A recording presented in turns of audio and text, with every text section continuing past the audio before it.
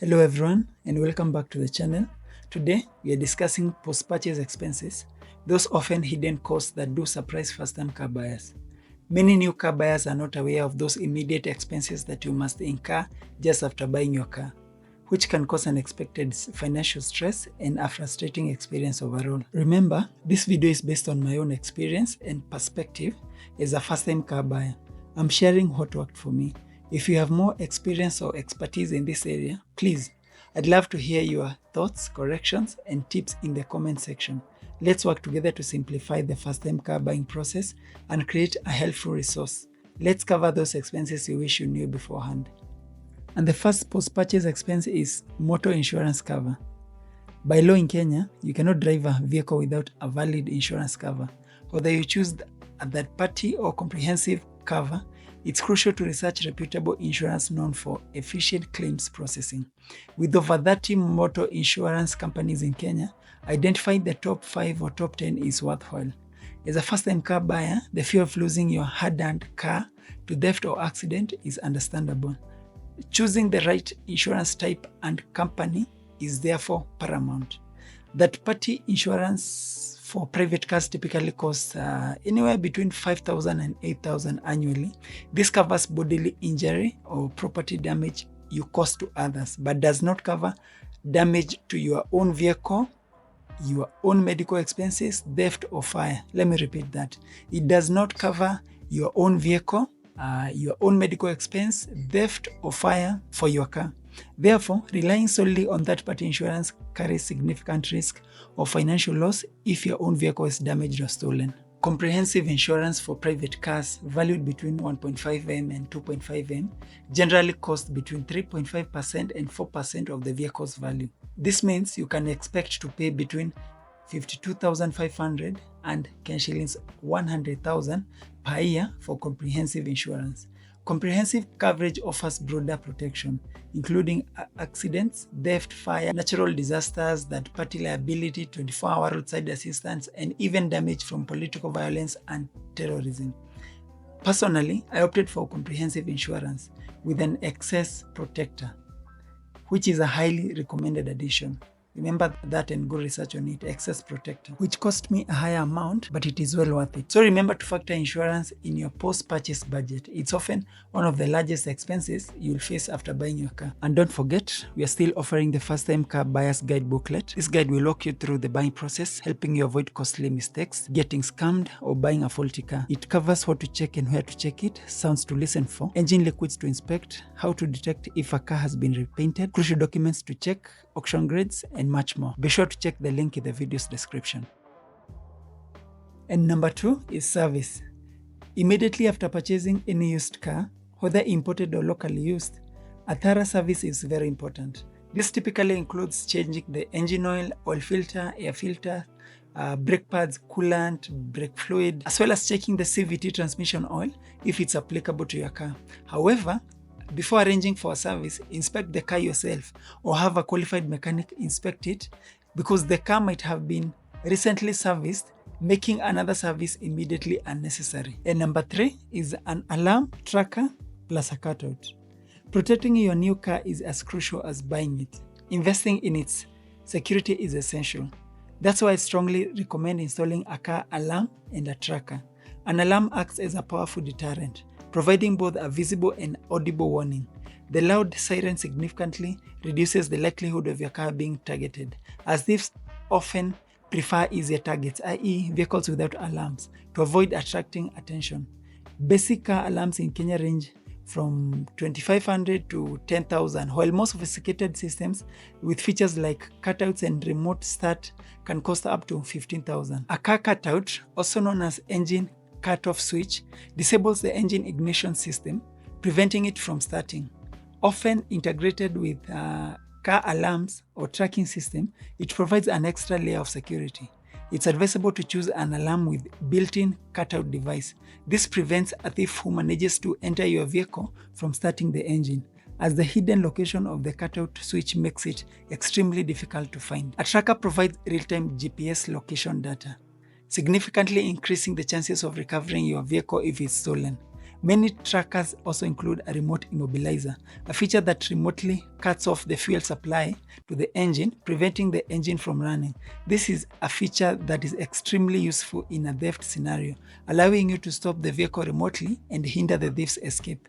This combination of tracking and immobilizing makes it much more difficult for thieves to steal and keep the car, providing valuable peace of mind and protecting your car. It's a small price to pay for that security. Trackers in Kenya range in price starting from around 3,500 and going up to 10,000 or more. I recommend focusing on crucial features rather than opting for the cheapest or the most expensive models, as many extra features are often unnecessary. I personally chose an alarm for 4,500 and a tracker for 5,500 with an additional 2,500 for supplementary features. When choosing a tracker, user experience was a major factor for me while I was buying my car. After thorough research, I decided to settle on Septure Empire. Their tracking app is packed with features and that are easy to use. Their customer support is highly responsive, and they even sent a technician to my location for installation, which was a huge plus. I'll show you the app in a moment. I chose to do the screenshots because the video would have revealed too much of my information. So I'll just show you the pictures. They use a Safaricom SIM card provided with the tracker to communicate with your car's tracking device. You only need to load 14 unexpiring MBs and Kenya shillings 10 airtime per month, totaling Kenya shillings 50. The app costs 1,000 Kenya shillings 1,000 annually to use the app. Additionally, the tracker has its own battery for backup.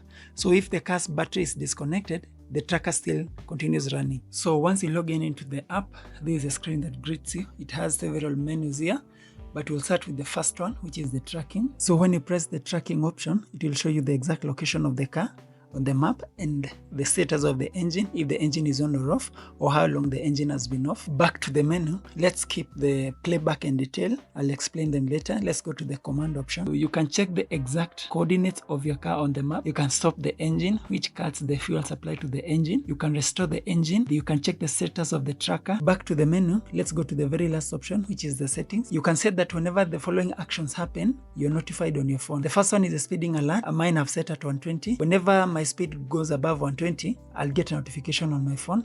There's the engine on alert. Whenever the engine is switched on, I'll get a notification on my phone.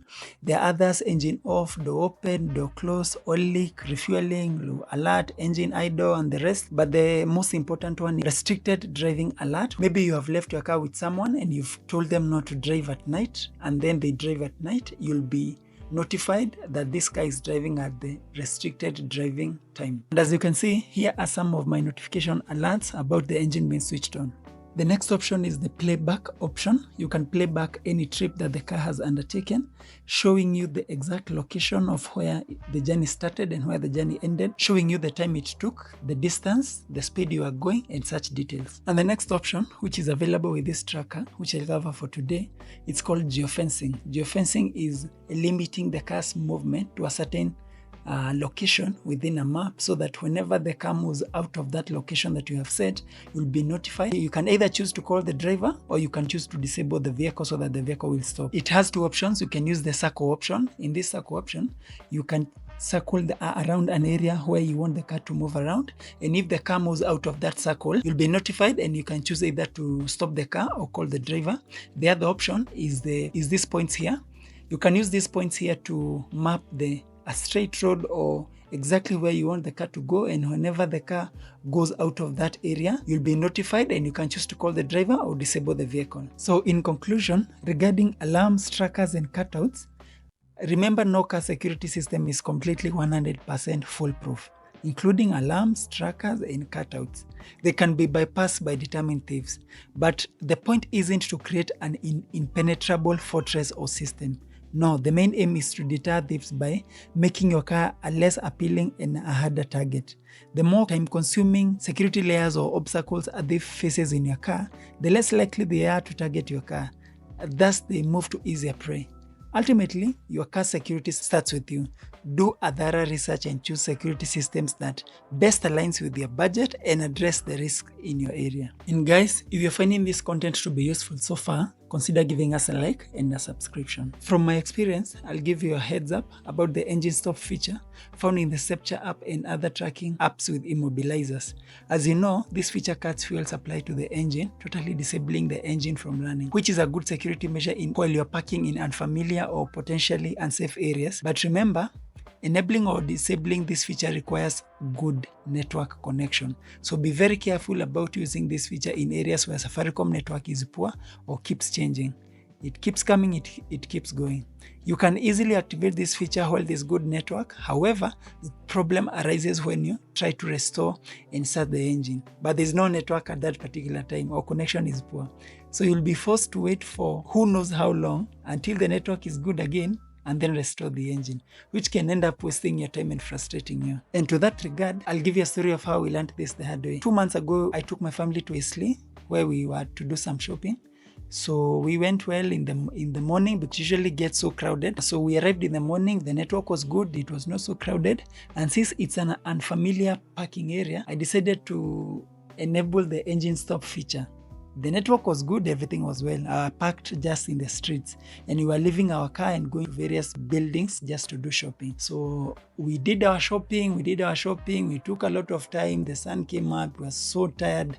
So by the time we were returning back at like noon, I forgot that I had activated the engine stop feature. And you know how Eastleigh is, it's so filled up. There are so many people, even moving is a problem. The sun is so hot. So I forgot that I had activated the engine stop feature. So we got in the car. The engine usually runs for like 1 or 2 minutes and then it cuts off. So there was a lot of jam. So we moved just for a few minutes, and then at exactly that time, the engine cut off. The car shut off by itself in the middle of the road. You can imagine the pressure I was in, because the people who were behind me, the bus owners, the Mkokoteni people, the Matatu guys, they were all shouting at me, move out of the road, move out of the road. It was so hectic. I tried to go to the phone to restore the engine, but there was no network at that particular time. It was so poor. Actually, it was only one bar. Since there were so many people at that time, so there was only one bar of network. You can imagine. There's no network. I'm in the middle of the road. I'm being pressured by Matatu people, bus people. I'm blocking traffic. They are saying they're going to call police. They are going to move my vehicle by force.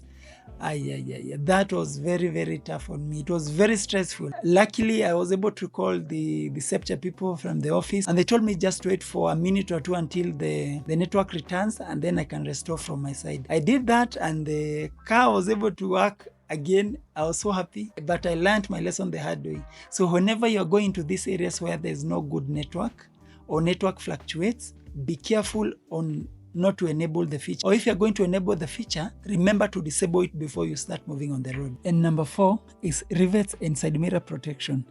In Kenya, it's common practice to rivet car panels to deter theft, especially when parking in less secure areas. Rivets are permanent mechanical fasteners that make it much harder for thieves to simply remove body panels, which can be easily detached on some vehicles, potentially saving you the cost of replacement from second-hand dealers. While it's not a perfect solution, it definitely makes things harder for thieves. It's also crucial to protect your side mirrors, which are a frequent target for thieves. Reinforcing them with a steel wire, either inside or outside the side mirror housing, prevents them from being easily plucked off.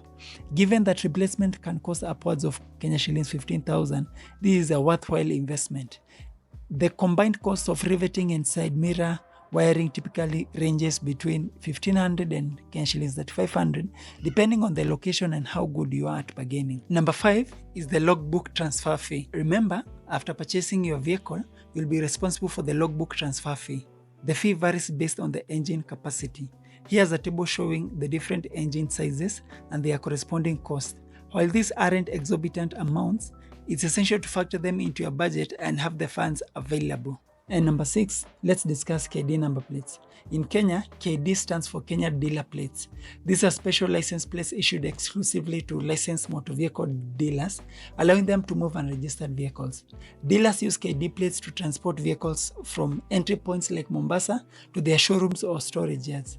They are also used for test drives, breakdown and recovery services, mobile mechanics, and similar business purposes. When you buy a foreign used or a new car in Kenya, it most likely won't have registration plates yet, as the registration typically occurs after the sale. If you need to drive the car immediately, you'll need to hire KD plates until you receive your official plates from NTSA at your designated collection point. KD plates owners or dealers rent out their plates for a fee, effectively implying the vehicle is part of their fleet for the duration of the hire. Very important to note is a movement pass must be issued alongside the KD plates. Do not accept the KD plates if they do not come with the pass. The pass details the driver's information, the validity period of the pass, and the authorized areas of operation where you are going to drive this vehicle. Every area you're going to drive this vehicle must be written on the pass, such as Nairobi County, Kajiado County, Machakos County, and others. Driving outside these designated areas or beyond the pass's expiry date is illegal. Before hiring the KD plates, it is also extremely important to confirm that the owner or the dealer has valid insurance coverage for the plates and to understand the type of coverage. In the event of an accident or liability incident, the KD plate owner is responsible for filing the insurance claim, as the vehicle is legally considered a part of their fleet during the hire period. However, it's important to note that this arrangement is not a formal arrangement with the insurance company and is more of a common practice. In Mombasa, KD plates are often rented out to new car buyers for around Kenya shillings 5,000 for every 4 days. I managed to negotiate a rate of Kenya shillings 1,000 per day for a week. However, if NTSA experiences delays in number plate production, you'll face a hard choice. Either keep paying for the KD plate rental fees or keep your car parked until your official plates arrive. And finally, consider this small post-purchase detail. If you're a new driver or you're not so confident driver and you've bought your car in Mombasa, it's very wise to hire an experienced driver or a delivery truck to transport your car to Nairobi. The 483-kilometer Nairobi-Mombasa route with its heavy commercial traffic of buses, trucks can be very, very challenging and even dangerous for inexperienced drivers due to the heavy traffic and varying road conditions, including potholes, reckless drivers, and driver fatigue, especially at night. So have someone drive the car for you or have the car brought to Nairobi. And if you're interested in the first-time car buyer's guide that I mentioned, the link is in the video's description. Check it out. So thank you guys for watching, and if you found this helpful, please like and subscribe. It really helps the channel grow. And if you have any questions or experiences to share, leave a comment below. I'd really love to hear from you guys. Don't forget to like and subscribe for more car-related content. Until the next one, see you guys.